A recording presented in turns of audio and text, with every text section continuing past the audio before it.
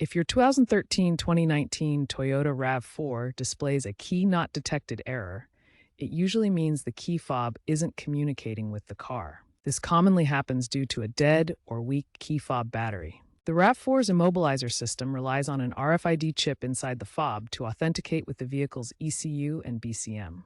When the battery dies, the signal can't be transmitted, preventing the car from starting. While over-the-air software updates address similar issues in newer models, 2013-2019 RAV4s require a physical key or professional reprogramming.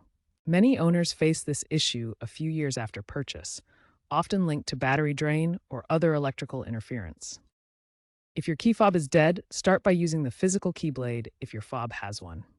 Unlock the door manually and insert the key into the ignition to start the vehicle. For some models, hold the dead fob very close to the start button while pressing it to attempt starting. For advanced bypassing, use OBD2 diagnostic tools like Autel or launch scanners.